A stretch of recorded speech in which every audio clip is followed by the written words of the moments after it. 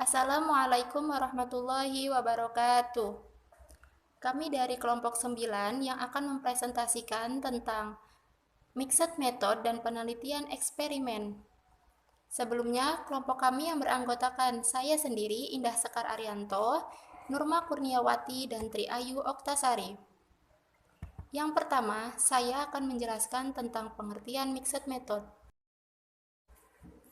Penelitian mixed method atau metode campuran merupakan suatu prosedur untuk mengumpulkan, menganalisis, dan mencampur, baik itu dari metode kualitatif maupun kuantitatif di dalam satu studi, atau merupakan serangkaian studi untuk memahami sebuah permasalahan di dalam penelitian. Pada dasarnya, bahwa ketika menggunakan metode kuantitatif dan kualitatif di dalam penelitian campuran akan memberikan pemahaman yang lebih tentang masalah yang akan diteliti daripada menggunakan dari masing-masing metode tersebut. Metode campuran sudah diterima atau dipopulerkan secara signifikan. Di dalam menggunakan metode campuran, para peneliti memanfaatkan dua pendekatan riset yang mana kegiatan risetnya dengan menggunakan pendekatan kualitatif dan pendekatan kuantitatif. Alasannya bahwa suatu validitas hasilnya akan lebih baik dibanding dengan menggunakan satu metode saja. Yang kedua, saya akan menjelaskan tentang jenis desain metode campuran. Ada tiga tipe utama desain metode campuran. Yang pertama, desain eksplorasi. Yang kedua, desain eksplanatori. Dan yang ketiga, desain triangulasi. Yang pertama, desain eksplorasi. Di dalam penelitian eksplorasi, diperlukan untuk mencari faktor yang penting yang digunakan sebagai faktor dalam penyebab timbulnya kesukaran-kesukaran. Penelitian ini dapat dikatakan sebagai langkah awal supaya dapat merumuskan persoalan yang dapat dipecahkan dengan menggunakan jenis penelitian lain seperti deskriptif dan eksplanatif.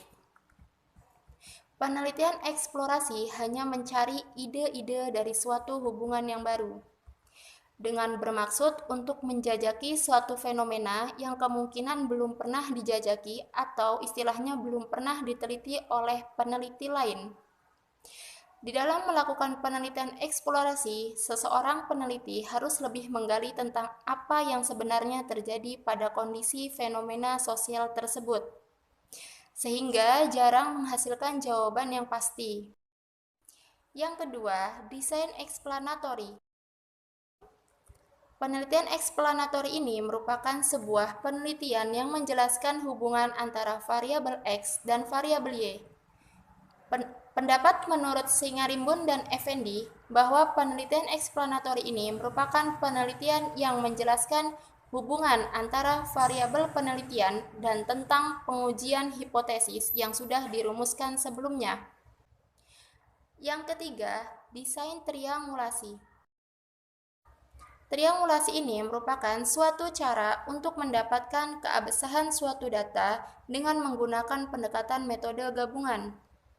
Triangulasi ini menguji suatu informasi dengan cara mengumpulkan data melalui metode yang berbeda, dan di dalam kelompok yang berbeda, bahkan populasinya pun berbeda. Triangulasi ini merupakan pendekatan multimetode yang dilakukan oleh peneliti dengan mengumpulkan data dan menganalisis data. Selanjutnya, saya akan melanjutkan presentasi dari Mbak Sekar. Di sini saya akan menjelaskan tentang langkah-langkah penelitian mixed method atau penelitian campuran serta kelebihan dan kekurangan penelitian mixed method atau penelitian campuran. Yang pertama, saya akan menjelaskan tentang langkah-langkah penelitian campuran. Menurut Creswell, secara umum ada 7 langkah dalam penelitian campuran. Langkah yang pertama adalah menentukan kemungkinan dalam penelitian mixed method atau penelitian campuran.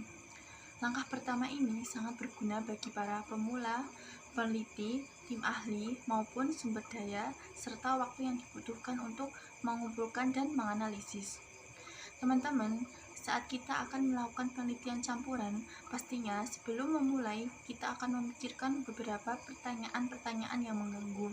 Misalnya seperti, apakah saya mempunyai waktu, energi, dan sumber daya yang mencukupi untuk melakukan penelitian model ini?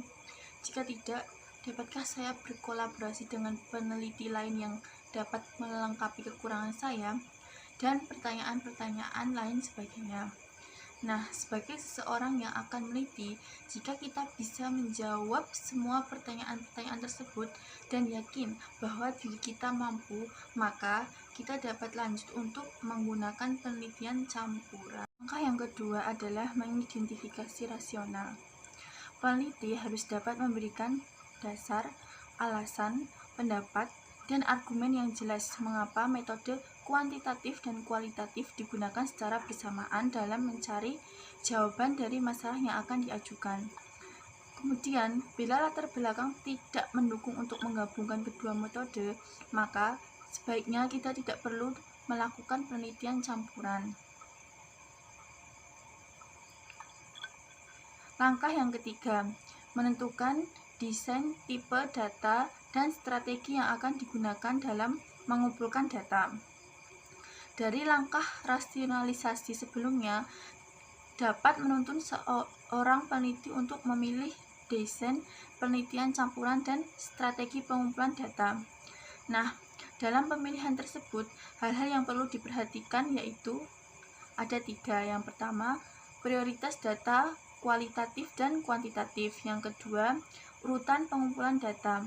Yang ketiga, bentuk spesifik dari data kuantitatif dan kualitatif yang akan dikumpulkan. Langkah yang keempat adalah membuat pertanyaan penelitian kuantitatif dan kualitatif secara spesifik.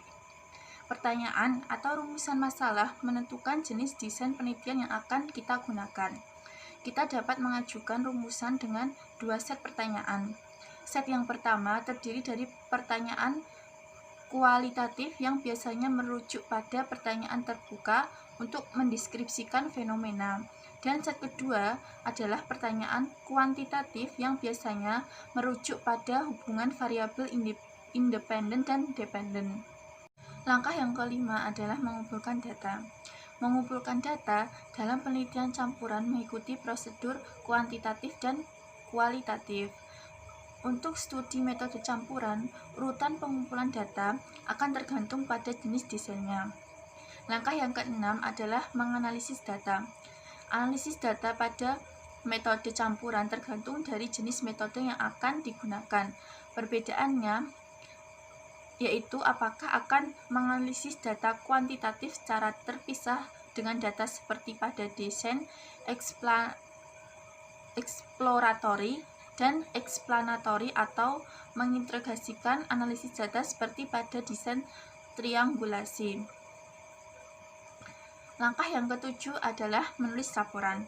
Laporan dalam penelitian ini dituliskan dalam 2 fase atau sesi. Sesi pertama untuk menspesifikkan masalah dan kajian literatur. Sesi kedua berisi pengumpulan data, analisis, dan interpretasi. Selanjutnya, saya akan menjelaskan tentang kelebihan dan kekurangan penelitian campuran. Kelebihan penelitian campuran antara lain: 1. Penelitian ini mampu menjawab pertanyaan yang tidak mampu dijawab oleh model atau desain penelitian lain. 2. Penelitian campuran ini memberikan kesimpulan yang lebih baik atau lebih akurat. Ketiga, memberikan peluang untuk menyajikan beragam pandangan yang komprehensif. Yang keempat, hasil penelitian akan memiliki kredibilitas yang tinggi karena adanya triangulasi. Penelitian campuran juga memiliki kelemahan-kelemahan. Yang pertama, di sisi lain, kekuatan komprehensif dalam penggunaan penelitian campuran juga dapat dipandang sebagai kelemahan. Karena dalam prakteknya, peneliti dapat kurang ketat dalam menerapkan langkah-langkah yang ada, sehingga data yang diperoleh dapat menjadi dipertanyakan. Yang kedua, diperlukan pengambilan banyak data dalam penelitiannya. Karena diperlukan pengambilan banyak data, maka menghabiskan banyak waktu, tenaga, dan sumber daya dalam penelitian. Kemudian, yang terakhir kelemahannya, dibutuhkan pengetahuan prasyarat yang baik dan mendalam terkait dengan penelitian kuantitatif dan kualitatif, karena keduanya akan digunakan dalam satu penelitian. Assalamualaikum warahmatullahi wabarakatuh. Saya Tri Ayu Oktasari, NIM 193111029. Di sini saya akan mempresentasikan tentang penelitian eksperimen. Ada beberapa hal yang akan kita bahas. Yang pertama itu pengertian penelitian eksperimen, kemudian karakteristiknya, langkah-langkahnya, kemudian validitas eksperimennya, kemudian desain penelitiannya. Yang pertama yaitu pengertian penelitian eksperimen. Penelitian eksperimen merupakan suatu metode dari penelitian yang menunjukkan hubungan sebab akibat. Adapun karakteristiknya yaitu ada 3. Yang pertama yaitu memanipulasi, mengontrol variabel, dan melakukan observasi. Memanipulasi di sini yaitu melakukan usaha dengan pertimbangan ilmiah untuk mengetahui pengaruh variabel terikat. Kemudian yang kedua yaitu mengontrol variabel. Mengontrol variabel merupakan usaha untuk memindahkan pengaruh variabel lain pada variabel terikat, sehingga tidak mempengaruhi penampilan variabel tersebut. Kemudian melakukan observasi. Nah, melakukan observasi merupakan tindak lanjut dari kegiatan memanipulasi dan mengontrol. Adapun untuk langkah-langkah penelitian eksperimen, tentunya diawali dengan meneliti literatur yang berhubungan dengan penelitian kita, kemudian mengidentifikasi dan membatasi masalah, kemudian merumuskan hipotesis, menyusun rancangan, melaksanakan eksperimen, menyusun data, kemudian menentukan taraf signifikansi, mengolah data, melakukan penafsiran, dan yang terakhir yaitu membuat kesimpulan. Selanjutnya yaitu validitas eksperimen. Di sini ada 2 validitas, yaitu validitas internal dan eksternal. Internal berhubungan dengan penilaian peneliti terkait dengan hipotesis. Kemudian kalau validitas eksternal itu ada 2 macam, yaitu kesahihan eksternal populasi dan ekologis. Kalau populasi berhubungan dengan populasi atau pengambilan sampel tersebut. Kalau ekologis itu berhubungan dengan pengeneralisasian kondisi tersebut.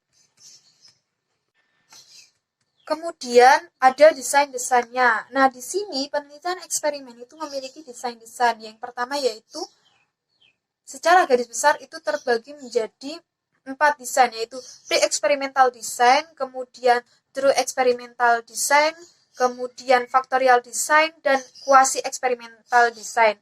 Nah, setiap desain tersebut terbagi lagi menjadi desain-desain yang lain. Misalnya, di pre-experimental design itu ada one shot case study, kemudian one group present process design, kemudian ada intra-group comparison.